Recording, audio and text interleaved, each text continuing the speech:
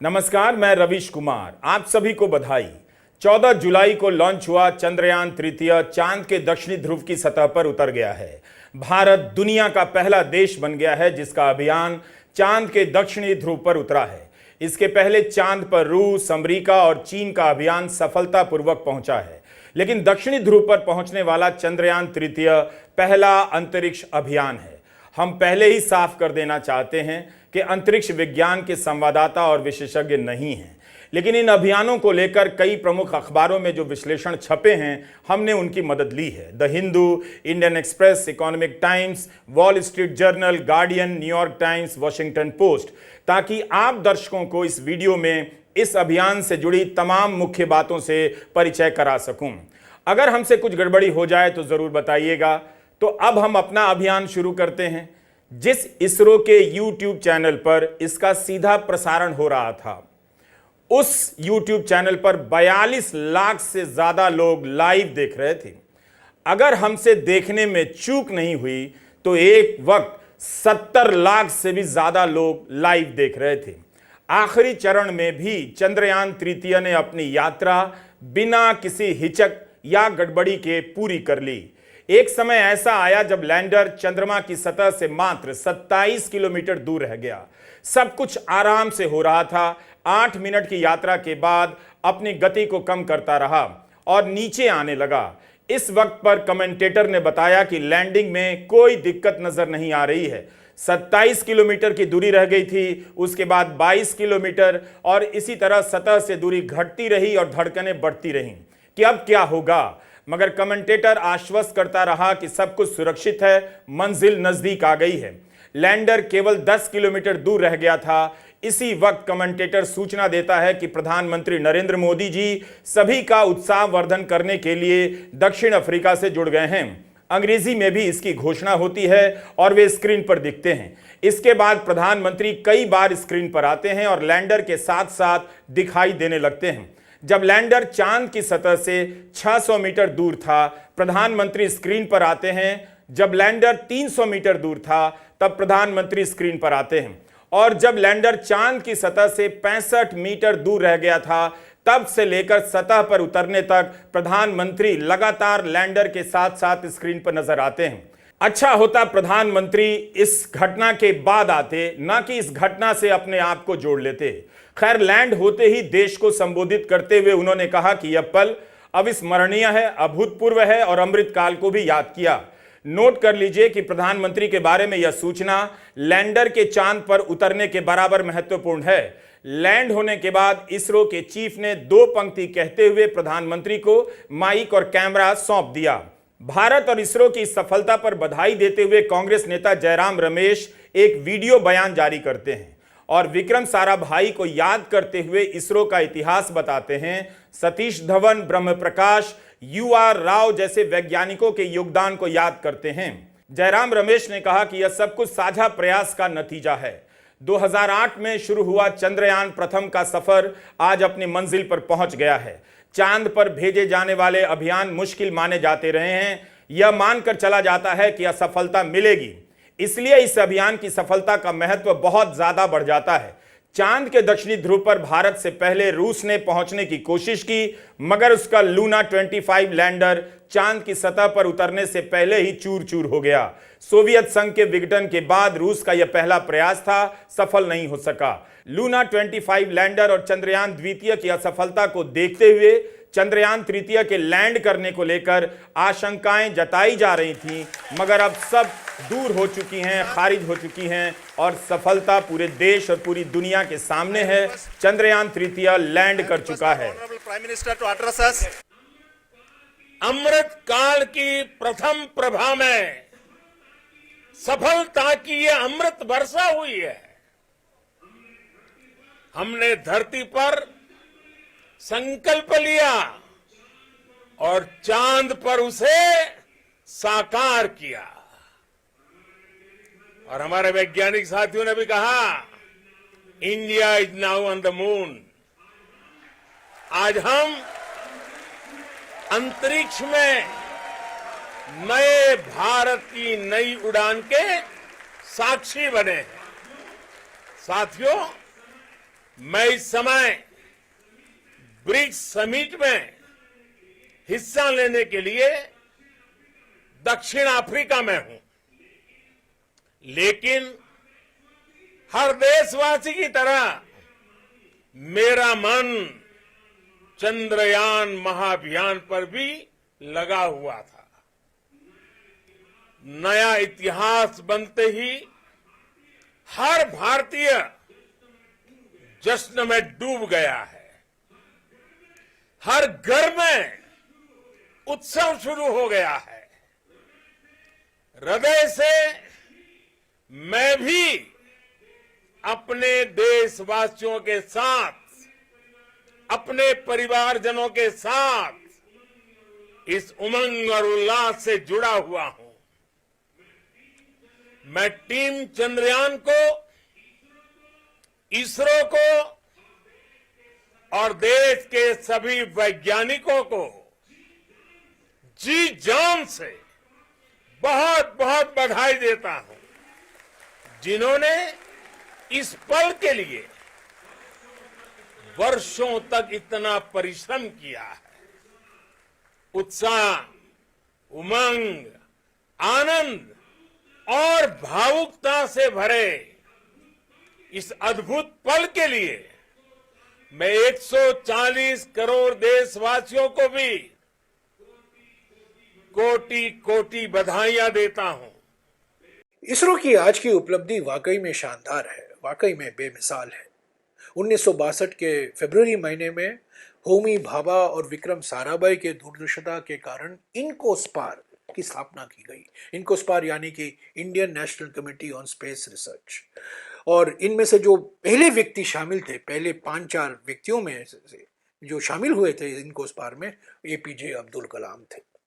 इसके बाद में 1969 में अगस्त के महीने में विक्रम साराभाई, जो हमेशा अंतरिक्ष विज्ञान और अंतरिक्ष अनुसंधान को विकास के दृष्टिकोण से देखा करते थे, उन्होंने इसरो की स्थापना की। 1972 और 1984 के बीच में सतीश धवन आए और उन्होंने, मैं समझता हूं, अद्वितीय नेतृत्व दिखाया। वैज्ञानिक दृष्टिकोण से, तकनीकी दृष्टिकोण से, मैनेजमेंट के दृष्टिकोण से जो योगदान उनका रहा है वो बिल्कुल बेमिसाल योगदान रहा है।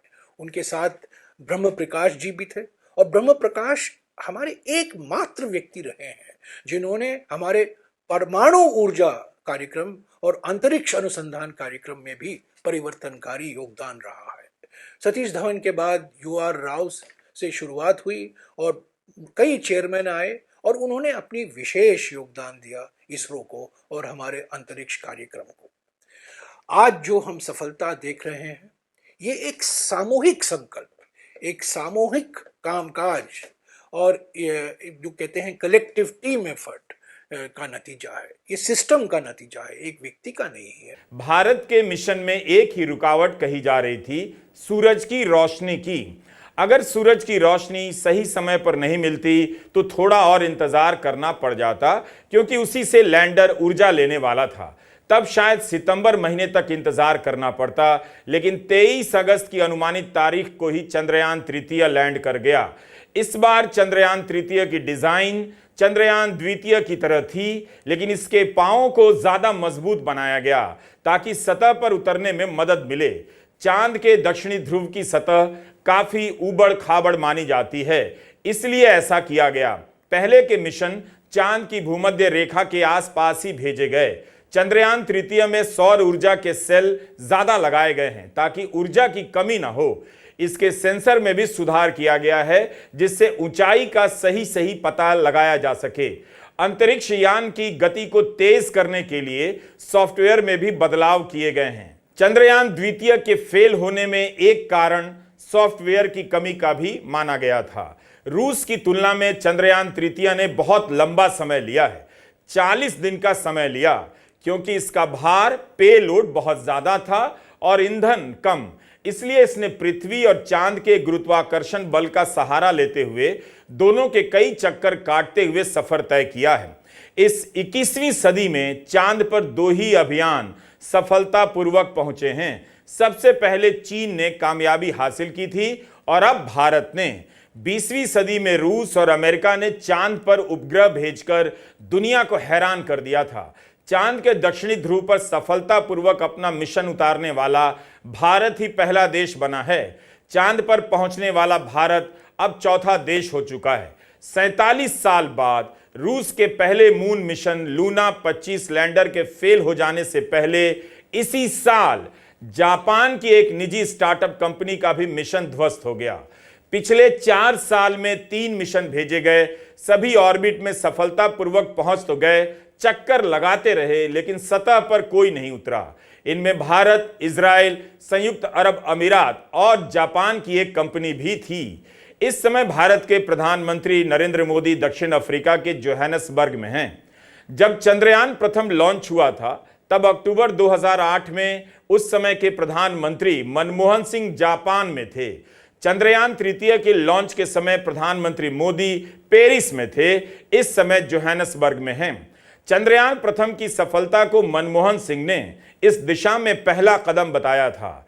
उसके 1 साल पहले चीन ने अपना अभियान चांद पर भेजा था। उस वक्त चंद्रयान प्रथम की सफलता पर बात करते हुए इसरो के तत्कालीन निदेशक भास्कर नारायण ने कहा था कि चीन हमसे 1 साल आगे तो चला गया है, लेकिन हम इस अंतर को कम करने की पूरी कोशिश कर रहे हैं। भारत के वैज्ञानिकों ने अपना वादा निभाया और आज चीन को पीछे छोड़ते हुए भारत चांद के दक्षिणी ध्रुव पर पहुंचने वाला दुनिया का पहला देश बन गया है।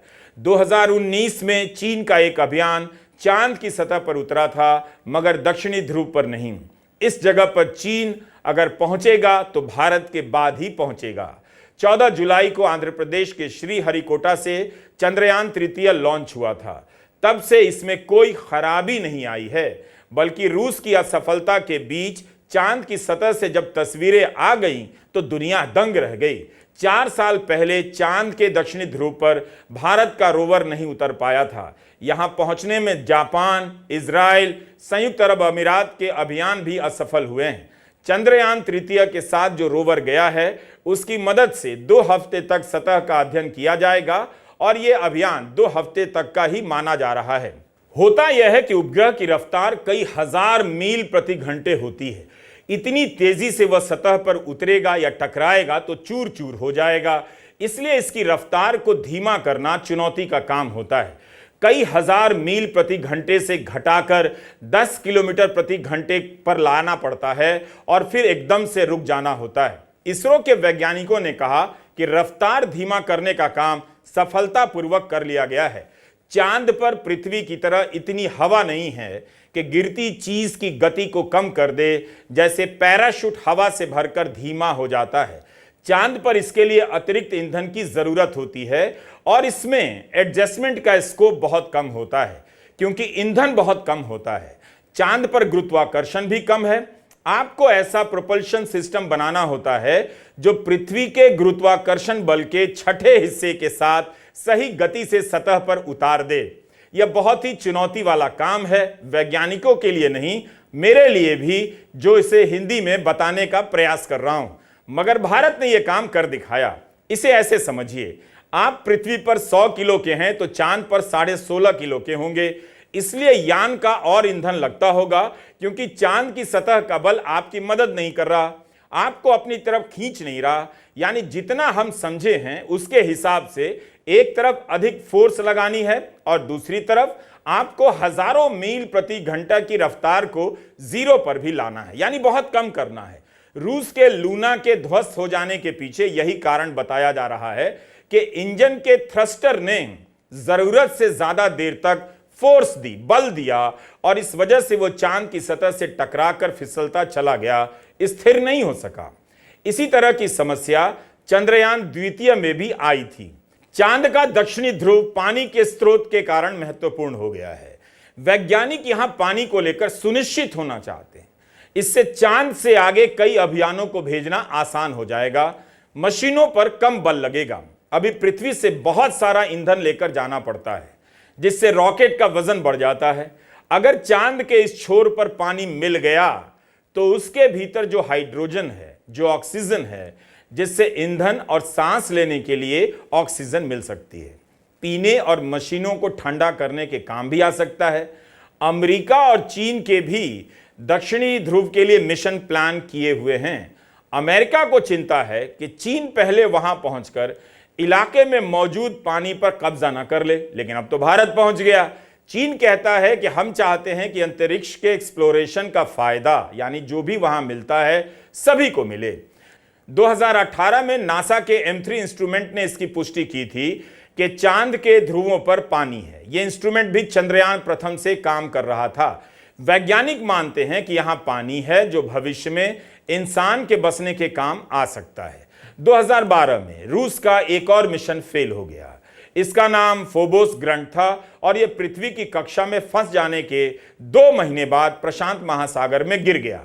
2019 में चंद्रयान द्वितीय छोड़ा गया, मगर दूसरा मिशन लैंड करने से पहले ही असफल हो गया।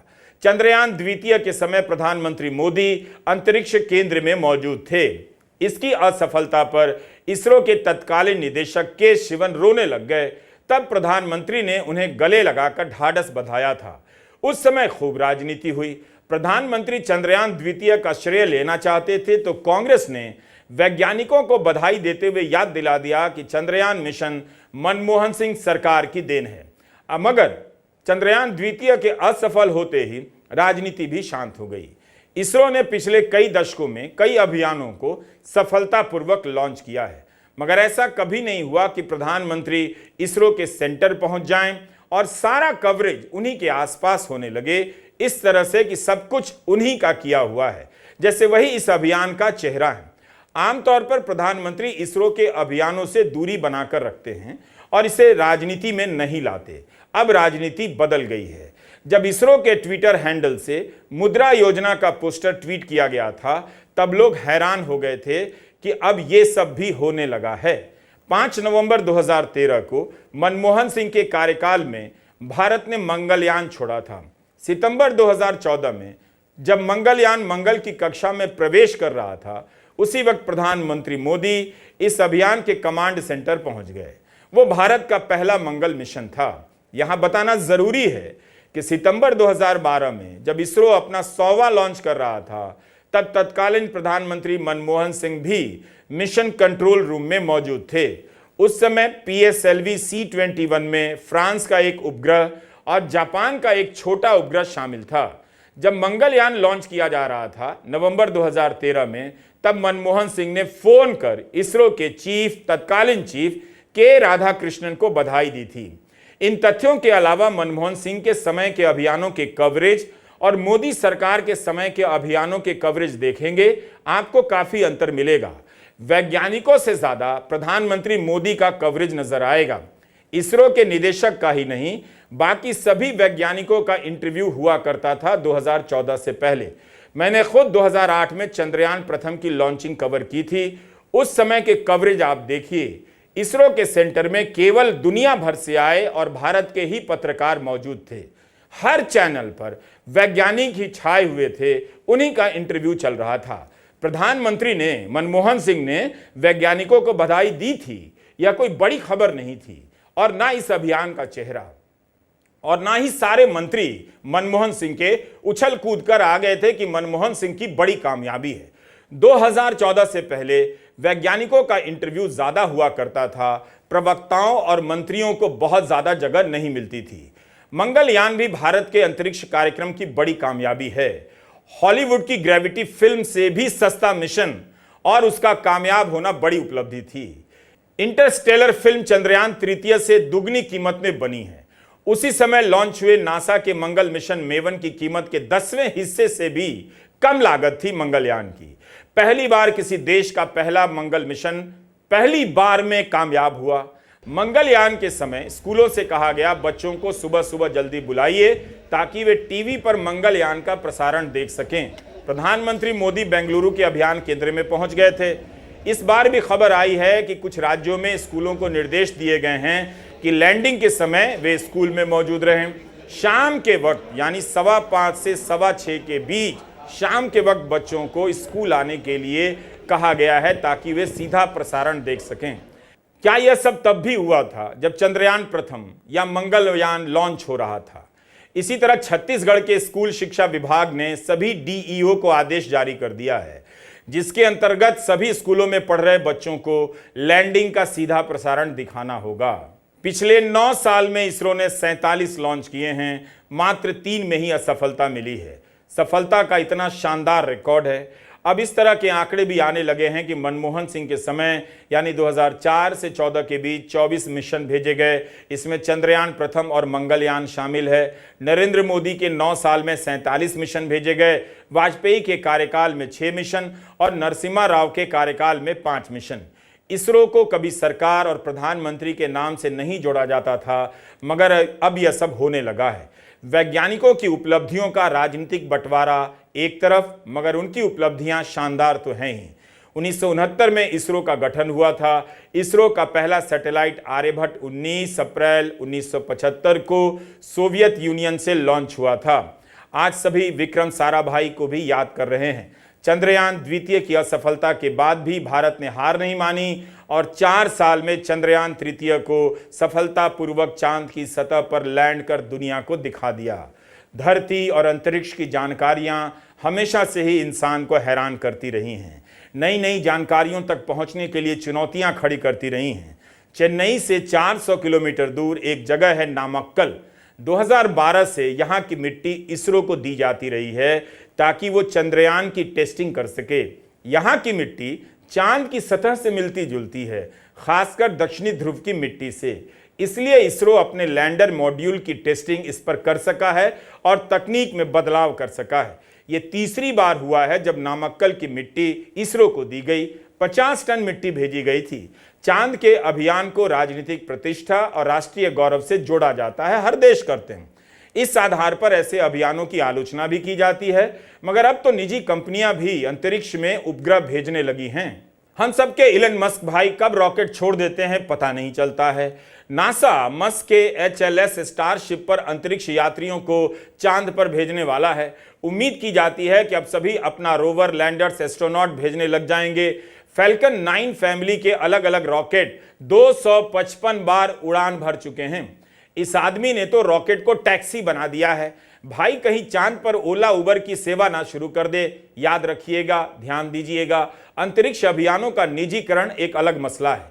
अभी तक इन अभियानों को पूरी दुनिया और देश के हित में समझा जाता था, मगर अब यहां भी दुकानें खुलने लगी हैं। मस्क के भेजे गए उपग्रह से जनता को कितना फायदा होता है, एक प्राइवेट मालिक को कितना होता है, अमीर लोगों को कितना होता है, इसका अलग से अध्ययन किया जाना चाहिए। जापान भी अंतरिक्ष में पर्यटन की योजना पर काम कर रहा है। अमेरिका में पहले ही हो चुका है। अब लोग अंतरिक्ष पर सैर करने भी जाएंगे। जल्दी ही भारत में कई राज्यों के मुख्यमंत्री अपनी तीर्थ यात्रा योजना में इसे भी शामिल कर देंगे वोट के लिए। बहरहाल अंतरिक्ष अभियानों में फिर से सरकारों की भी दिलचस्पी बढ़ने लगी है।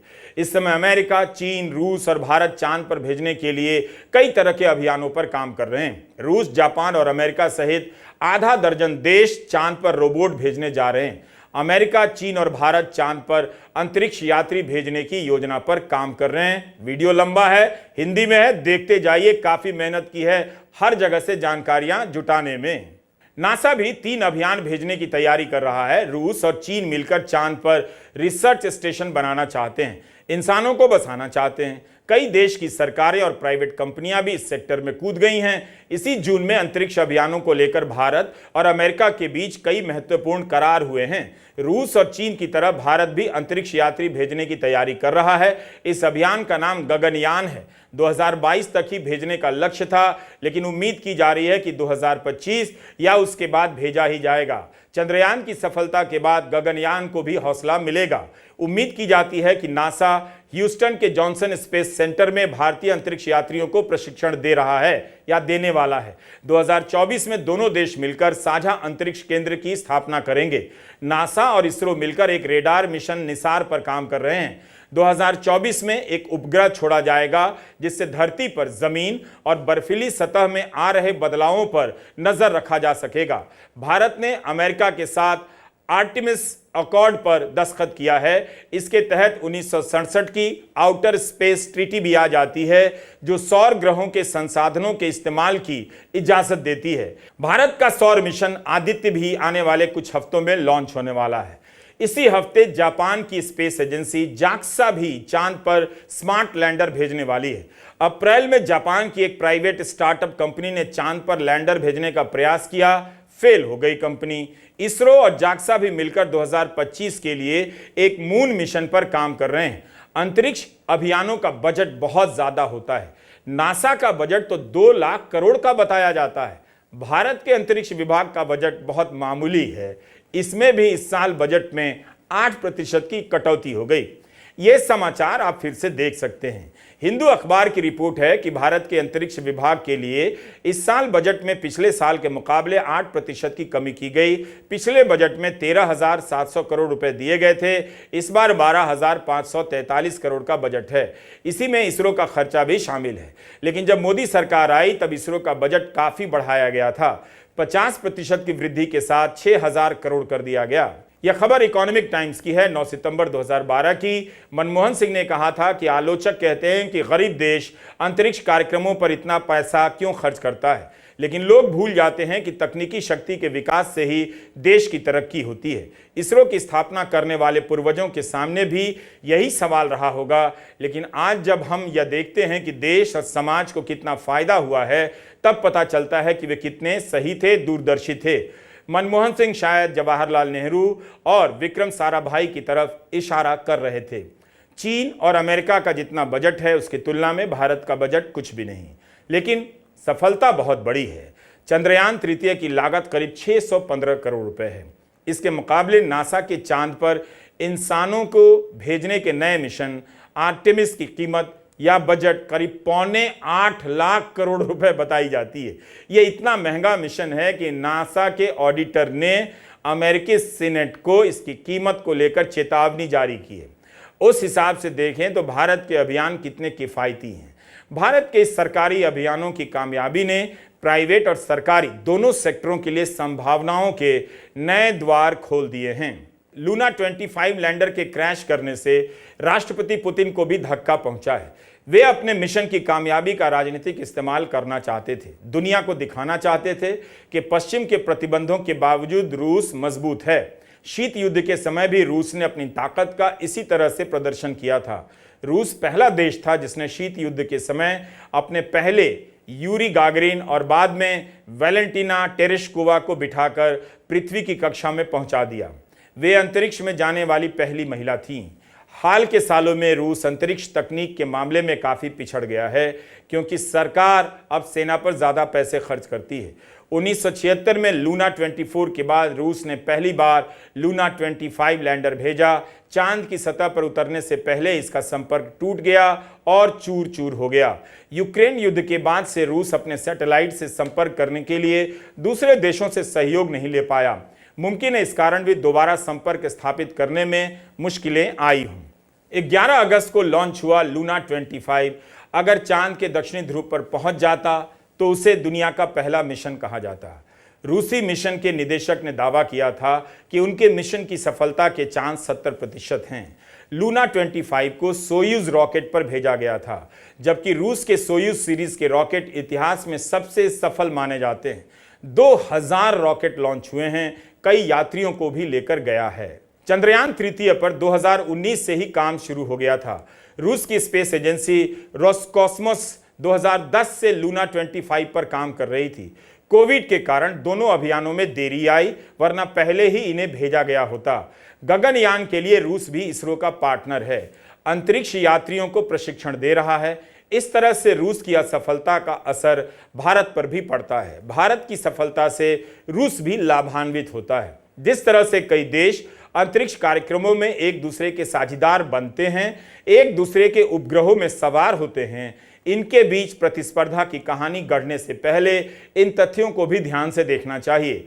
अंतरिक्ष के मामले में कोई भी तकनीकी रूप से स्वतंत्र नहीं है और ना ही किसी का वर्चस्व है। इस सफलता पर बधाइयों का सिलसिला शुरू हो गया है। अब जब वैज्ञानिकों से जुड़ी खबरें आएंगी, उनका इंटरव्यू चलेगा नेताओं से ज्यादा, तो ध्यान से सुनिएगा। हाल ही में जब एनसीईआरटी ने डार्विन का पाठ हटा दिया, तब 1800 वैज्ञानिकों ने अपने हस्ताक्षर के साथ इसके विरोध में पत्र लिखा। इसमें Tata institute of fundamental research, Indian institute of science education and research और आईआईटी से लेकर तमाम संस्थानों में काम करने वाले वैज्ञानिक हैं।